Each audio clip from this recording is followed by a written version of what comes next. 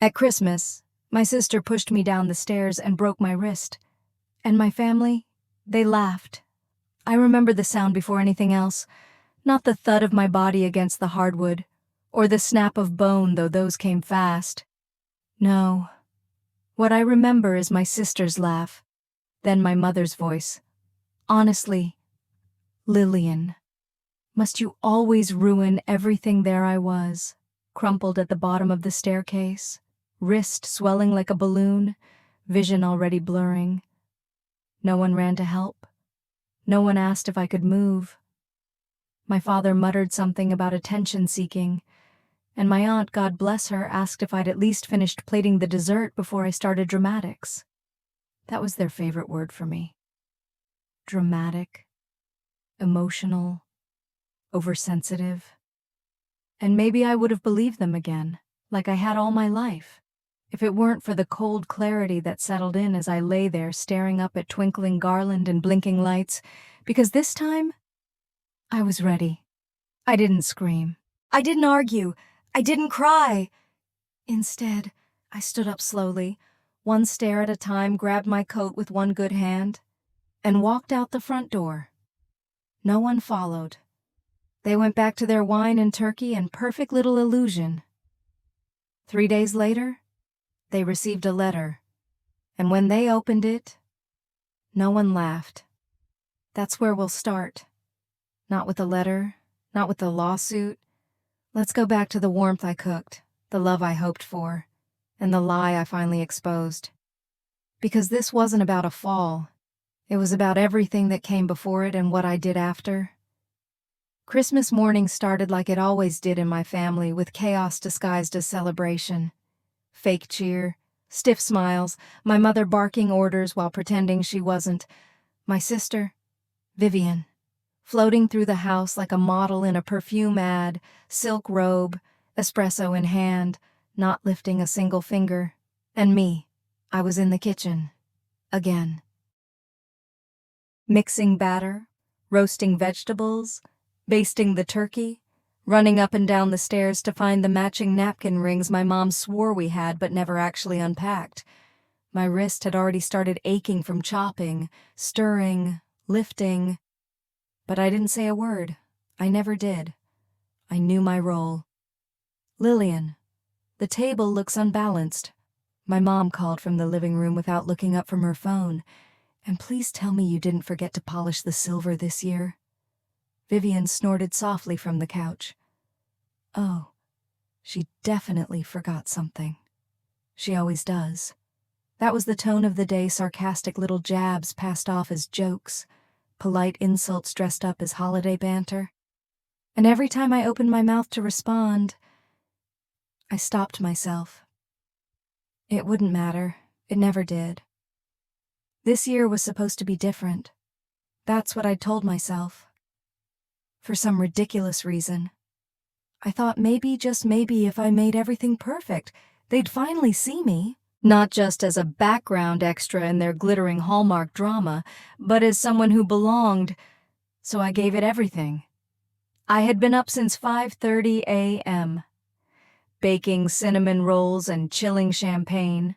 I'd folded cloth napkins into origami reindeer because I saw it on Pinterest and thought it would impress Mom. I even rearranged the bookshelf because Vivian once said it was visually cluttered in the background of her Instagram stories. When I laid out the final dish, a rosemary garlic roast chicken that smelled like something out of a food magazine, I took a step back and let myself believe I'd done enough. Then Dad walked in. He scanned the table with a raised eyebrow and said, "Bit much."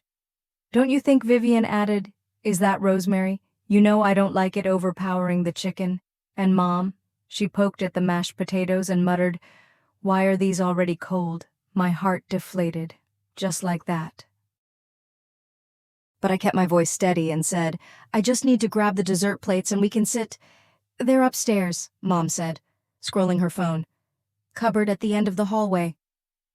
"And for heaven's sake, don't bring down the chipped ones this time." I nodded and made my way up the stairs. That's when I heard her follow. Vivian's footsteps were light, practiced, The kind of footsteps that always meant trouble. I didn't turn around. "I'm going to be 1 second," I said gently. "You always say that," she muttered, voice full of irritation. "Always taking your time, always in the way." She wasn't wrong. That's how they all saw me. In the way. I took a deep breath and reached for the cupboard handle. That's when I felt her hands on my back. Not a tap, not a joke, a shove. Hard, deliberate. 2 palms driving into the space between my shoulders. My foot slipped, and then I was falling. I remember the sense of weightlessness, like that brief moment at the top of a roller coaster before the drop. Only this wasn't a ride. There were no safety bars, no tracks, just stairs and gravity and the sound of a tray crashing at the bottom. Then came the pain. A lightning bolt up my right arm. My wrist twisted beneath me, bent at a wrong angle, sharp and unnatural. I gasped, tried to sit up, but the world spun. I blinked. Hard, through the fog. I could hear voices. "Jesus," said my younger cousin Ben, who had just arrived. "Did she fall? No?" Vivian replied smoothly. "She threw herself. She's always so desperate for attention." I waited. Waited for someone to check if I was okay. Waited for footsteps running toward me. Instead, I heard a chuckle. "Can we not do this today?" My mom's voice echoed from above. "It's Christmas." It took me several seconds to realize no one was coming. No one was going to help. No one was going to say, "Vivian, what the hell did you do?" I was a mess on the floor, and they were more annoyed than concerned. So I stood. One stair at a time. Left hand gripping the rail while my right hung limp at my side. I made it to the foyer, grabbed my coat off the rack with trembling fingers, and stepped outside without a word. No one followed. No one asked where I was going. No one cared. Outside. It was snowing, thin. Lazy flakes drifting in circles as I limped down the icy walkway toward the bus stop. I didn't even bring my wallet. I just walked. The cold bit into my skin and numbed the pain in my wrist, if only for a moment.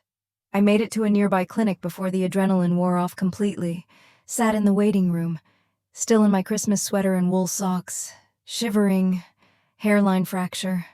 They wrapped it in a temporary splint and told me to rest. The nurse asked me what happened. I slipped. I said, "Lie number 1, lie." Then I took an Uber to a motel, paid in cash, and collapsed onto the squeaky twin bed. The silence was deafening and familiar. I'd known it since childhood. But this time, it didn't feel like shame. It felt like strategy. I opened my laptop and plugged it into the outlet with my good hand. I navigated to the hidden folder I'd created 3 months ago, the one labeled Bills to 2022 that no one ever thought to click. Inside it was a single file, no name, just a timestamp. I clicked it and watched. People always made comments. "Oh, they're twins I never would have guessed. Vivian looks like a movie star. And Lillian, well, she must be the smart one." It was always like that.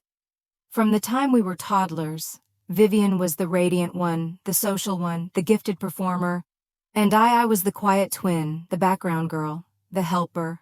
Everyone said it with a smile, like it was a compliment, like being invisible was something I should be proud of. I wasn't jealous of Vivian at first. Not really. I was just confused. When we were 7, she tripped me on purpose in front of the entire class during the winter recital. I fell flat on my face, costume ruined, nose bleeding. She got a standing ovation for her solo right after.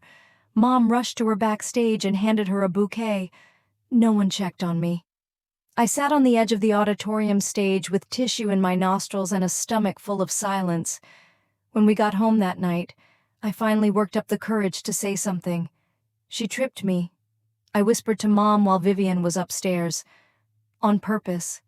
My mother didn't even pause while wiping off her makeup. "Don't be petty. Lillian, it was your fault for not paying attention. Vivian worked hard for that performance. That line right there, it followed me through my childhood like a second shadow. Don't be petty. Don't exaggerate. Don't ruin things. I stopped speaking up after that. At school, Vivian was the queen bee. Everyone orbited around her. Teachers adored her charm. Boys followed her around like puppies. And even when she cheated off my homework or blamed me for things I didn't do, it never mattered. She had this way of smiling through her teeth that made people believe her lies. A weapon in lipstick, and behind closed doors. She was brutal. She used to dig her fingernails into my arm when no one was looking. Used to whisper things like, "You know they only keep you around so I look better by comparison." When I flinched, she'd roll her eyes and say, "God, you're so sensitive." It wasn't always physical, though sometimes the worst wounds were quieter. When my goldfish died, I cried in the kitchen. She scoffed and told Mom I was freaking out over a stupid fish. Mom agreed. When I got my first period and leaked onto the couch, Mom hissed like I'd committed a crime. Vivian laughed. There were moments, tiny ones, where I thought Dad might notice. Like when I came downstairs with a bruise shaped like a bracelet around my upper arm. He glanced at it, then looked away. "She's just emotional," Mom said. And he nodded. That was it. There was only one person who ever saw me. Grandma May. She lived with us until I was 13. Her room always smelled like peppermint tea and old books. She called me her gentle moon and used to trace the freckles on my forearm like they were stars.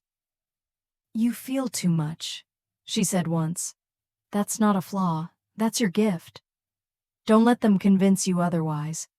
She knew something wasn't right.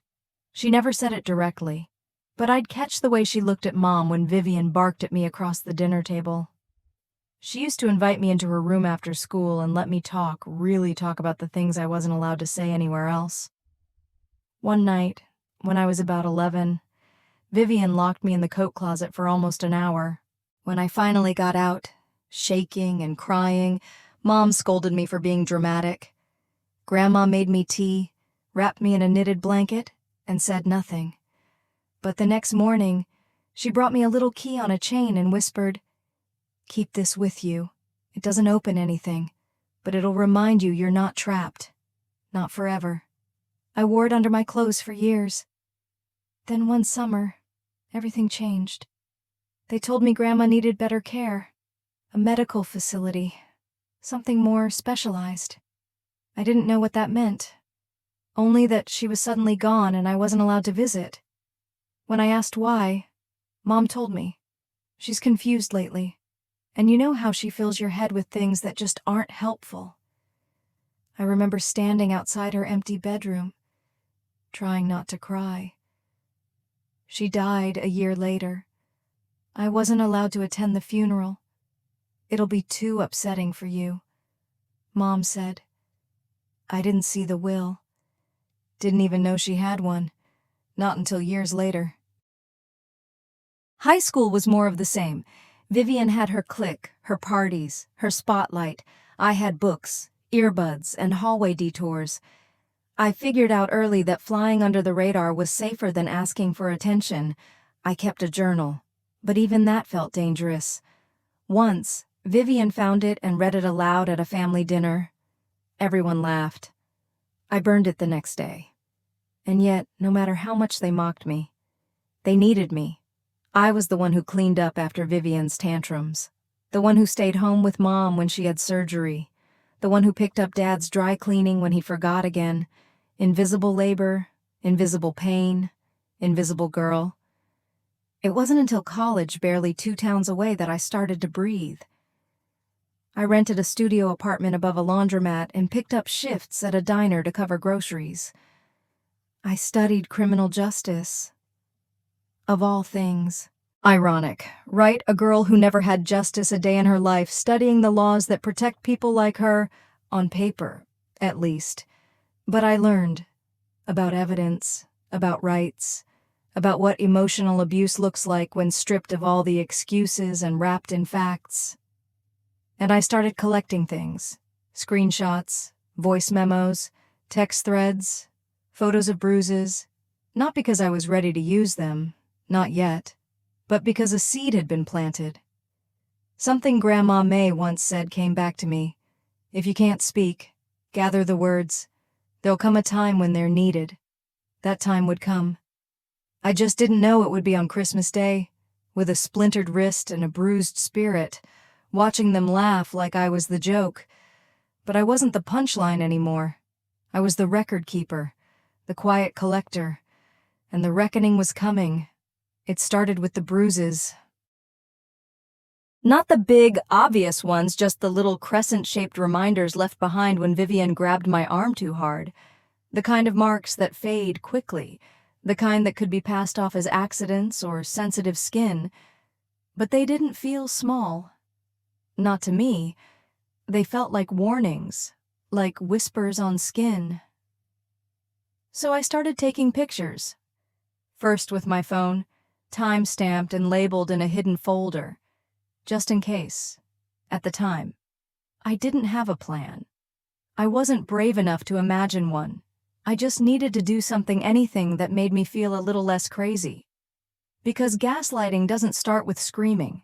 It starts with suggestion. You're overreacting. She didn't mean it like that. Why do you always take things so personally? You remember things wrong. And slowly, you start to believe them. But I had always remembered everything, and I was tired of being the only one who did. The idea for the camera came later, almost a year after I'd moved back in temporarily to save money while studying for the bar exam. Rent had become impossible. My boss at the diner cut my hours without notice. Vivian, of course, still lived in the same house, as glamorous and entitled as ever. When I moved back into the guest room, she smirked. Can't survive without us. Huh? I said nothing. She was wrong. I wasn't coming back for support. I was coming back for proof. The first camera I installed was in the hallway disguised as a decorative smoke detector. It had motion sensors, automatic uploads, and no visible lights. It was a gift from an old classmate in cybersecurity who owed me a favor. The second camera I installed in the kitchen, near the fridge, just above eye level. And the third, my most important, went on the upper landing of the staircase. It wasn't illegal. It was my home, too. And I made sure not to record any private areas like bedrooms or bathrooms. I didn't care about their secrets. I only cared about what they did when no one was supposed to be watching. The footage uploaded directly to a cloud folder I encrypted and hid under a dummy email account with no identifiable information. I checked the videos every few days. Most of it was boring, my dad mumbling while microwaving leftovers, my mom pacing while on conference calls, Vivian scrolling Instagram in front of the mirror for hours. But every once in a while, I caught something, a look, a threat, a hand raised just a little too fast. And the way no one did anything about it. It wasn't paranoia, it was preparation. Because I knew something would happen again. I didn't know when or how bad it would be, but history had never failed to repeat itself in our house.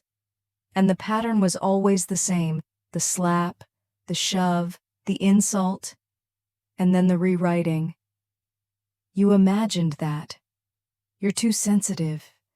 You're making us look bad. So this time, but I'd have something they couldn't twist. A frame, a timestamp, a record. And it wasn't just about the violence. It was about the culture of silence they built around it. The way they ganged up behind closed doors. The way Mom played mediator, but only after she'd taken sides. The way Dad said girls will be girls when Vivian scratched me across the neck during an argument, and then got angry when I wore a turtleneck to church because it looked suspicious. That scratch had been recorded and saved. Just like the time Mom told me if I spoke to a therapist, she'd make sure I wasn't welcome under this roof anymore. That one I'd caught on audio. But the final piece, the thing I didn't know I was waiting for, came on Christmas Day. That moment, her hands on my back, the deliberate shove, and the way everyone else watched me fall like it was part of the holiday entertainment. 3 days later, I opened the footage on my laptop in the motel. I watched it all, every detail. There I was, on the stairs, my arms full of folded napkins. There was Vivian behind me, rolling her eyes like my existence offended her, and then the push swift, practiced, as if she'd done it 1,000 times in her head.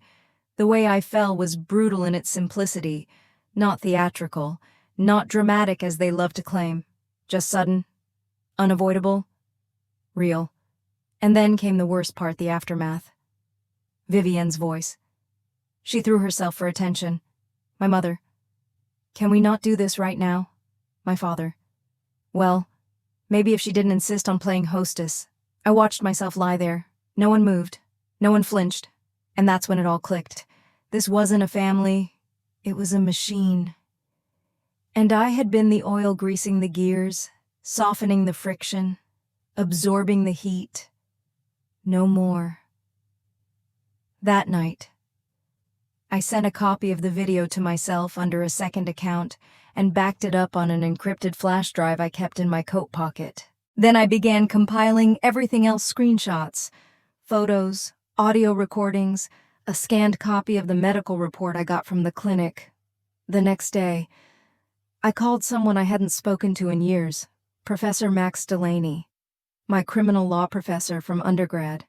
He'd once told me if I ever needed advice, he was just an email away. I'm not asking you to represent me, I said, my voice steady. I just want you to tell me if I have a case. He didn't hesitate. Send me everything. And I did. 12 hours later, I got his reply. You don't just have a case, you have a reckoning. By the time I met with Alan Fisher, a civil lawyer recommended by Max, I knew what I wanted. Not revenge, not even an apology. I wanted the house, specifically my legal right to claim sole ownership based on the clause in my grandmother's trust if I could prove emotional or physical abuse by any member of the household before Vivian's 26th birthday. She was turning 26 in 5 months. I was running out of time, but now I had proof. The letter went out at 8:06 a.m. on December 28th. It was short, formal, precise, written on Alan Fisher's firm letterhead. It outlined the clause in my grandmother's trust, the attached medical report, and a certified copy of the surveillance footage that showed Vivian pushing me down the stairs. The demand was clear: full forfeiture of the family home, voluntary vacate within 30 days, no contact orders requested. The silence lasted 4 hours. Then, my phone exploded, 23 missed calls, 5 voicemails, a dozen texts, each one more chaotic than the last. Mom, Lillian, this is ridiculous. You need to call me immediately. Dad, we're family. We don't handle things this way. Vivian, you set me up. Who even puts cameras in their own house? You're disturbed. Leo, my younger cousin, you made Mom cry. You're seriously messed up. I didn't respond. I just turned my phone off and slipped it into the drawer of the nightstand at Erin's place. She came into the room with a bowl of cereal and one eyebrow raised. So, you launched the nuke? I nodded. Erin smiled, sat next to me, and casually shoved a spoonful of Cheerios into her mouth. About damn time. That afternoon, Alan called. They've hired legal representation, a firm downtown. Of course they have. They're denying everything. He continued, claiming the fall was an accident, that the video's misleading, that you orchestrated the whole thing to manipulate the clause in the will. I didn't say anything. I just stared out the window at the wet street below, watching a woman in a red coat drag her golden retriever toward a puddle. They're also saying the footage is a violation of privacy laws, that you could be prosecuted for recording them. I breathed in slowly. Let them try. There was a pause on the line. You're not scared now, I said honestly. Not anymore. And I wasn't. Something had clicked in me after the fall, like a wire that had long been frayed finally snapped. For the first time in my life, I wasn't asking to be believed. I had proof. Let them try to twist it. The next day, they showed up at Erin's door. I should have expected it, but I didn't. My mother stood on the porch in a camel coat and wool gloves. Her hair was perfect. Her eyes, not so much.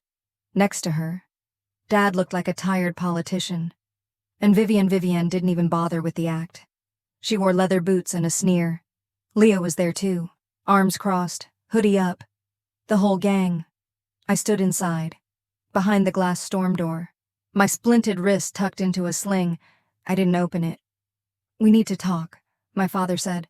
"I don't," I replied. "Lillian," Mom began, wringing her hands.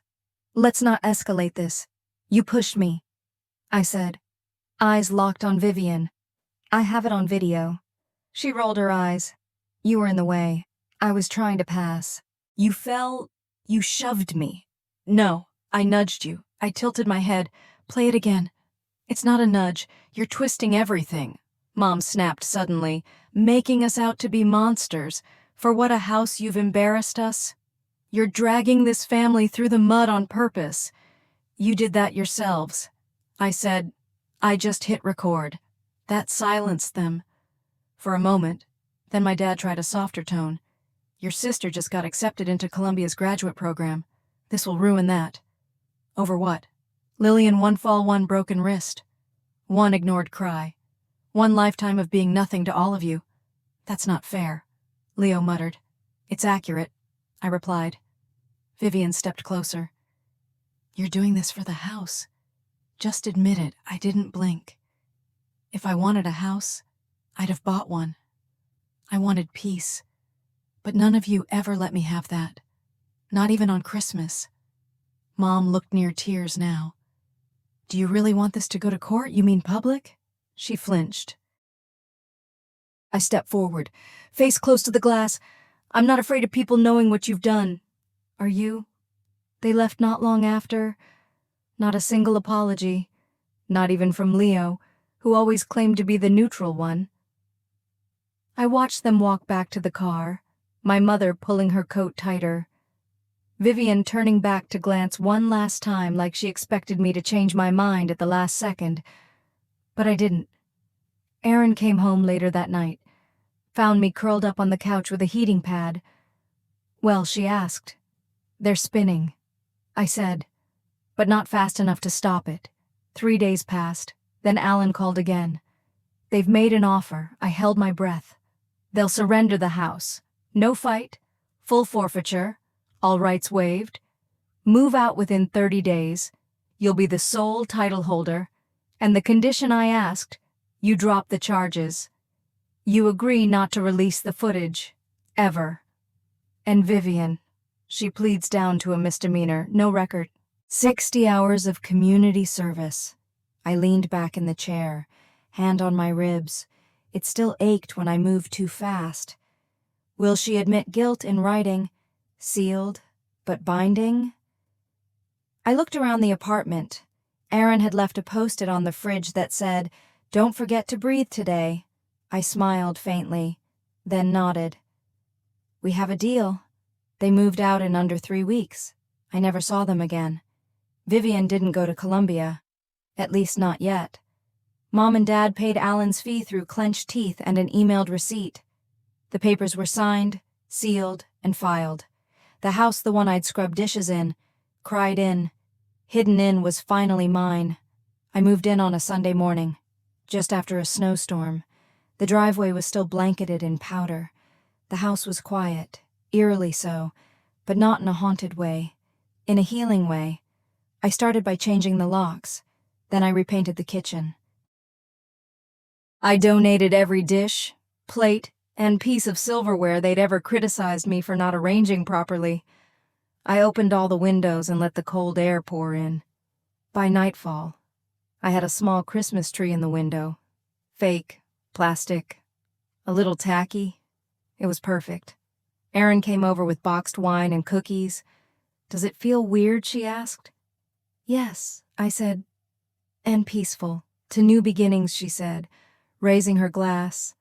I clinked mine against hers, and for the first time in 25 years, I didn't feel like I was taking up space I didn't deserve. I felt home. The first night alone in the house, I didn't sleep. I walked the halls instead, barefoot, the floorboards creaking under my weight like they were getting used to me again. The silence was thick, but not suffocating. It was full of space I never used to have. No yelling from downstairs, no passive-aggressive knocking, no sharp footsteps from Vivian storming between her room and the kitchen like she owned the place. It was just quiet. And for the first time in my life, the quiet didn't feel dangerous. It felt like freedom. I kept expecting something to shift, to fall apart, to blow up in my face. I'd spent so long learning that peace was just a pause between storms. My body still flinched when a floorboard cracked too loud or a door shut too quickly. My muscles still tightened when I turned corners in the hallway. Expecting someone to accuse me of something stealing the last yogurt, leaving a cabinet open, existing incorrectly. But no one was there. And slowly, my nervous system started to believe it. I spent the first week cleaning out what they left behind. Old magazines, broken ornaments, moldy spices. I threw out the dining chairs Vivian had once said were too lowbrow for her style. Donated the throw pillows my mom insisted made the house look put together. Ripped down the wall calendar still hanging in the kitchen from last year. It was open to December. A red circle around Christmas Day. I stared at it for a long time. Then I took a black Sharpie and wrote one word across the square. Enough. I found Grandma May's room last. It hadn't changed much. The faint scent of peppermint and lavender still lingered in the air like a memory too stubborn to fade.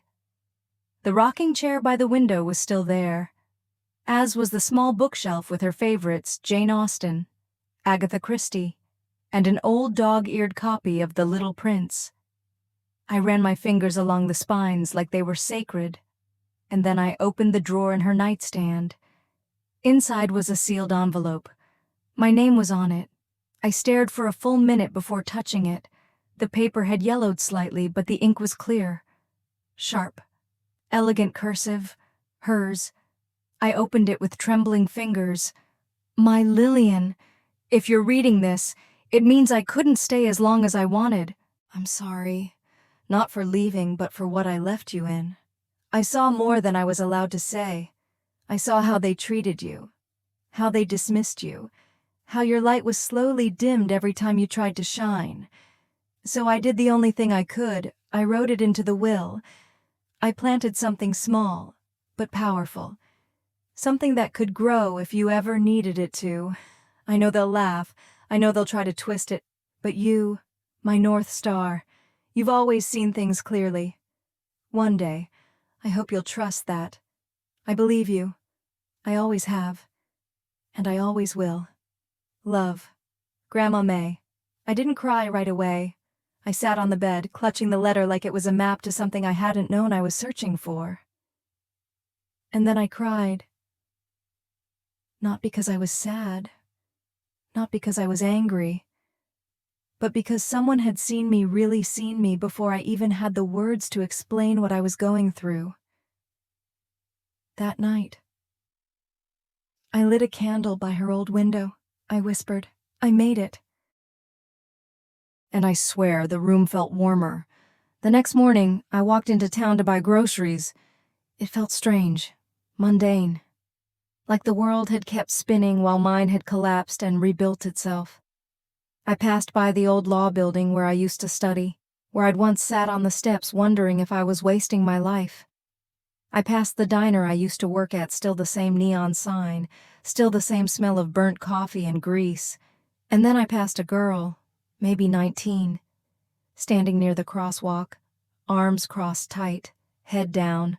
Her backpack strap was torn. Her sleeves were pulled too far over her wrists.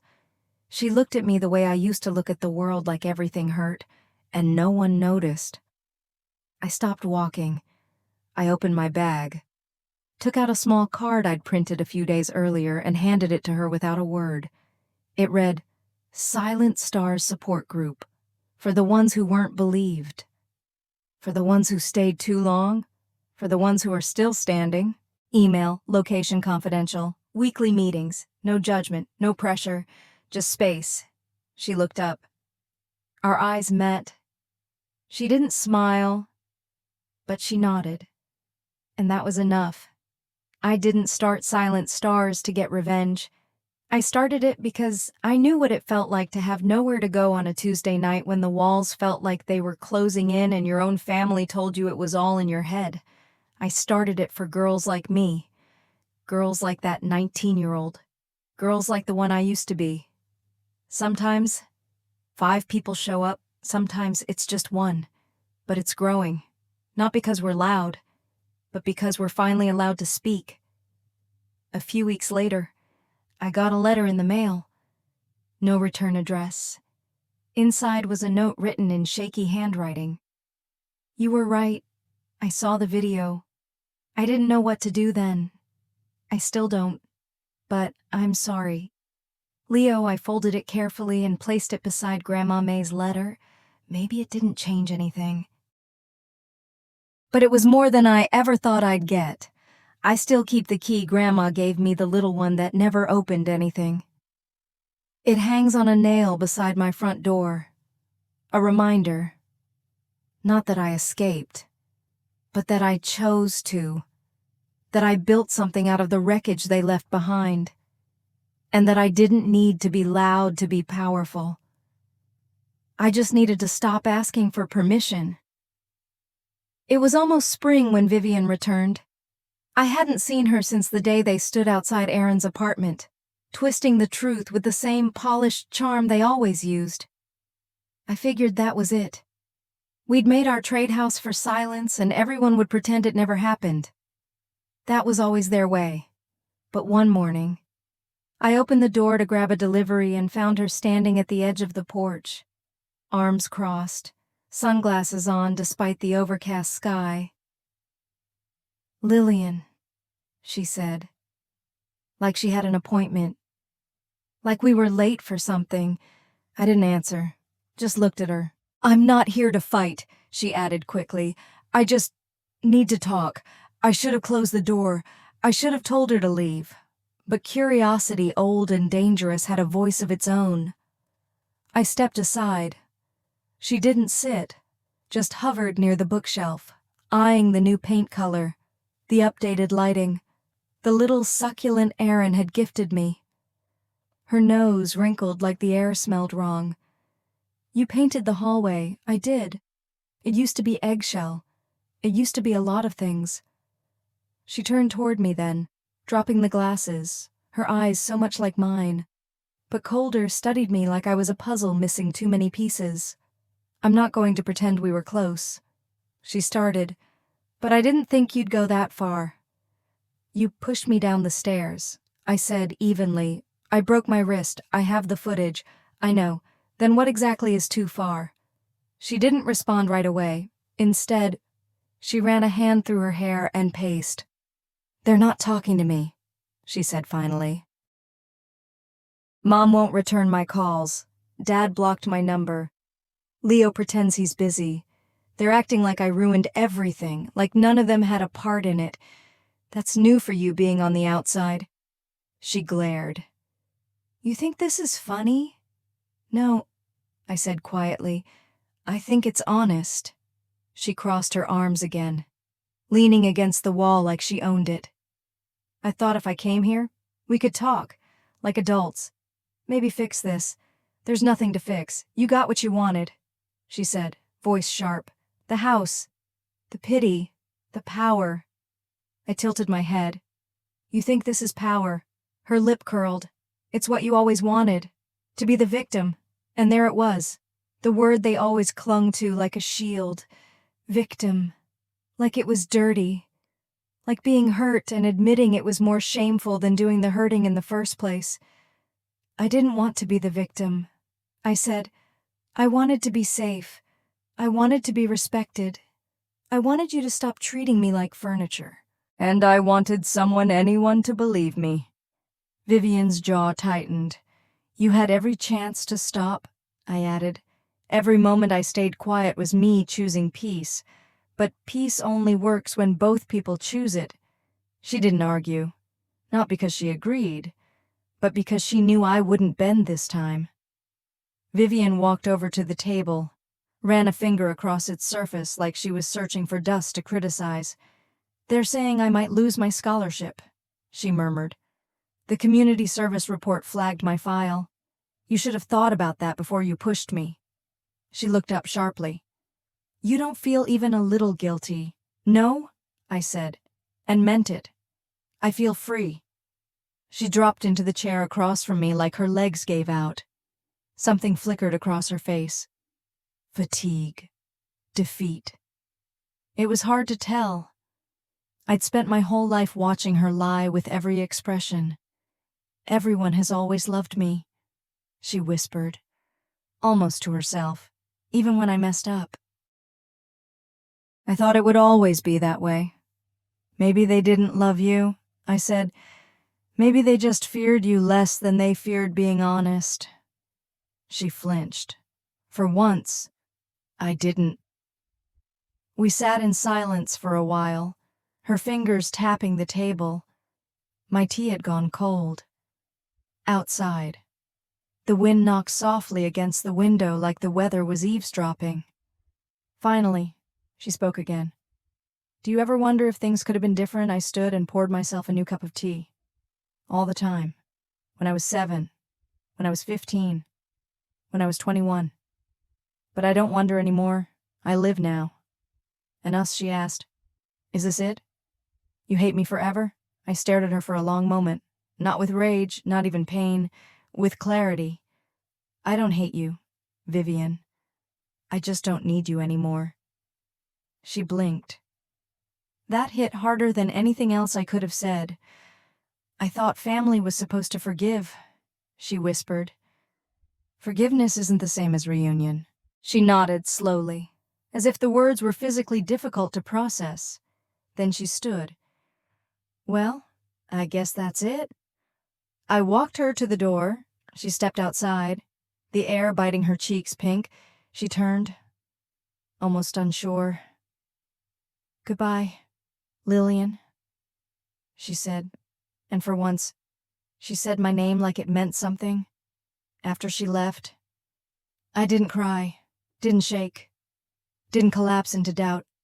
I just stood in the entryway, breathing. I realized something. She hadn't come back to make peace. She came back to see if she still had control, and when she saw she didn't, she left. That was the real ending. Not the lawsuit, not the settlement. This, her walking away without power, and me standing still without fear.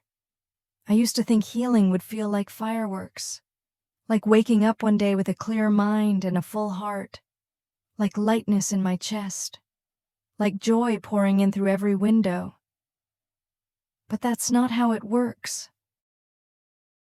Healing crept in the way light does at sunrise, slow, soft, and mostly unnoticed, until one day I looked up and realized I wasn't living in the dark anymore. The day after Vivian left, I repotted the half-dead fern in the living room. It had belonged to Grandma May, abandoned in a dusty corner after she passed. Its leaves were brittle, soil dry as chalk. I don't know why I'd left it alone so long. Maybe I hadn't believed I could keep something alive. But I trimmed the dead stems, gave it sunlight, new soil, and whispered, "Let's try again." That felt symbolic, maybe too symbolic. But I meant it. I began establishing little routines, not out of discipline, but affection, for myself. Every morning, I walked barefoot across the cold kitchen tiles to make tea, not the kind my mother liked, or the fancy herbal stuff Vivian swore helped her digestion, just mine. Strong, bitter black tea with a splash of oat milk and too much honey. After tea, I journaled, just 10 minutes. Sometimes I wrote a sentence. Sometimes I filled 4 pages. I didn't censor, I didn't edit, I didn't worry about sounding too much. That voice in my head, the one that used to ask, "What will they think?" got quieter. In the evenings, I walked around the neighborhood, past the school where I once sat alone at lunch, past the bakery that survived 3 rent hikes, past the library where I used to hide when Vivienne had friends over. The city hadn't changed, but I had. One Saturday, I hosted the first Silent Stars meeting in the house. It felt terrifying and sacred. I cleared the living room, set out mismatched cushions, and brewed cheap tea in a chipped porcelain pot that had belonged to my grandmother. I lit one lavender candle. No playlist, no icebreakers, just space. 5 people came, each one different. A college student who hadn't spoken to her parents in 2 years. A middle-aged woman still living with her emotionally abusive mother. A non-binary teen who'd been kicked out after coming out. A former teacher who said he felt invisible in his own marriage. And Erin, sitting in the back corner with a quiet kind of protection in her eyes. None of them asked for advice. None of them gave it. We just listened. And something unspoken passed between us. A kind of shared survival. It wasn't loud. It wasn't dramatic, but it was real. Later that night, as I washed the mugs in the sink, I caught my reflection in the window. I looked settled. Not perfect. Not unscarred. But present. For so long. I'd lived in a state of almost safe. Almost okay. Almost enough. And now, without anyone telling me how to decorate the shelves or load the dishwasher or dress for brunch, I was just Lillian, and that was finally enough. A week later, I visited Grandma May's grave. I hadn't been back since the funeral. Not because I didn't care, but because back then, it had felt like another thing I wasn't allowed to grieve out loud. This time, I brought white tulips, her favorite. I sat beside the marker in silence for a while, running my fingers over the carved letters of her name. "Thank you," I whispered, "for leaving the door open."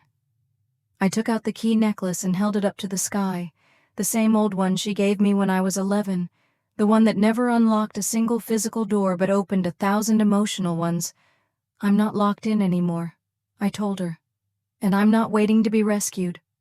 The wind moved gently through the trees, brushing against my cheek like a blessing. Back at home, I sorted through some old boxes and found something I'd forgotten. A childhood drawing of 2 girls holding hands, stick figures, one with long hair, one with short, both smiling. I don't remember drawing it, but it made my throat tighten. Maybe once, I had believed in sisterhood, in family. In safety within walls built by love. And maybe that was okay, because even if it never came true, the belief itself meant I still had hope. And hope had carried me here. That night, Erin came over with frozen pizza and a folder full of community center flyers. "You ready to take Silent Stars public?" she asked. Mouth full of crust. I paused. Public as in funding, venue expansion, monthly speakers, maybe a website? I blinked. That's big. She grinned. "So are you." I smiled. Slowly, then nodded. Later, as we sat in the living room, legs tucked under us, Erin turned to me. "Do you ever think about what would have happened if you didn't record it?" I did. Often. And it always chilled me. I'd probably still be there. I said, cooking dinner, getting blamed, being told I was crazy. Erin looked down. "You were never crazy." I nodded, but I needed proof to believe it myself. She was quiet for a beat. "Do you think you'll ever talk to them again?" I didn't answer right away. "Then I don't think they'll ever talk to me like I exist. So no, I'm not giving them another version of me to ignore." She raised her mug. To existence. I raised mine. To loud, quiet, soft, stubborn, sensitive. Whole existence. The email came late on a Thursday night. Subject line, anonymous tip request, Silent Stars founder. It was from a journalist, local, young, eager, the kind who probably wore scuffed boots and carried a worn-out notebook everywhere. She'd been attending one of the community workshops we helped sponsor at the rec center. Quiet, observant. She'd introduced herself as Emma. Now she was asking for an interview. Not about the support group. About me. More specifically about the house. The lawsuit. and the footage. She didn't say how she knew. Just that someone who cares tipped her off. And she'd verified enough to be sure I was the girl in the clip that never got released. The one from Christmas. The one I'd locked away with my settlement. I closed my laptop and stared at the ceiling for a long time. I could have ignored it. I had that right. But something about it pulled at me. Not fear, exactly, but something adjacent, a tremor in the foundation I'd built so carefully. By morning, I replied. Thank you for reaching out. I'm not ready for a formal interview, but I'm willing to talk. Off the record. One time. She responded in 5 minutes flat. We met at a park bench near the old courthouse. She had 2 cups of coffee and a notepad, but promised not to open it unless I gave permission. She kept her word. Emma listened. That's what stood out. She didn't interrupt, didn't push, didn't prod for drama. Just let me talk. I told her the story. Not the version filled with legal jargon or viral outrage, but the real one. About growing up with a sister who twisted truth into performance, a mother who packaged dysfunction into perfection, a father who thought silence was safer than confrontation. I told her about falling not just physically, but emotionally, about being gaslit so thoroughly that I doubted the shape of my own pain, about the key, the camera, the tape. And the moment I realized I wasn't the villain in their story, I just wasn't supposed to speak. She asked one question when I finished. Do you regret not releasing the footage? I thought about it. I really did. No, I said, because if I had, they would have become the center of the story again. And I was finally the center of mine. A week later, Emma sent me a follow-up. The article wouldn't name names, wouldn't cite legal documents, wouldn't breach any part of the sealed settlement, but it would talk about cycles of abuse within families that wear masks in public. It would highlight how survival sometimes looks like leaving quietly and sometimes it looks like staying loudly. She called it The Girl Who Recorded the Fall.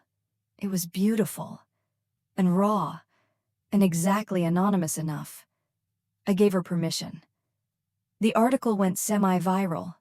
Not millions of views viral, but enough.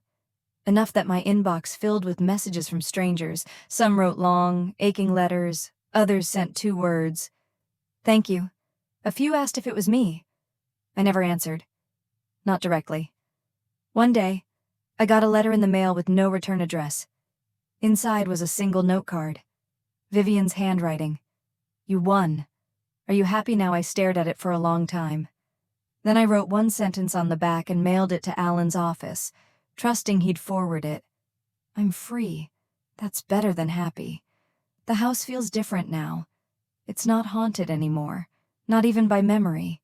I've painted nearly every room, gutted the bathroom, put in a skylight in the attic and turned it into a writing nook.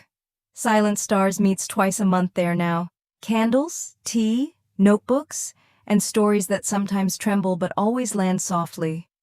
Aaron helped me build shelves. Emma brought flowers once. And last week, Leo showed up with a cake and stood awkwardly by the door. I'm not here for sympathy, he said. Just, I want to learn how to be better. I let him stay. People ask me now, would you do it again? Would I install the camera? Would I gather evidence against my own family? Would I take the house and cut ties and never look back? Yes, without hesitation, because survival isn't betrayal, and silence is not the same as peace. Tonight, I sit by the little Christmas tree in the window. Yes, I still put it up, even in spring. It reminds me that the beginning of the end was also the beginning of me. I'm holding the key Grandma May gave me. It still doesn't open anything, but I no longer need it to. It reminds me that the door was never really locked. I just had to stop waiting for permission to walk through it. So what do you think? Did I go too far or not nearly far enough? Let me know. Because the truth is they laughed when I fell. But they're not laughing now. And I'm finally breathing.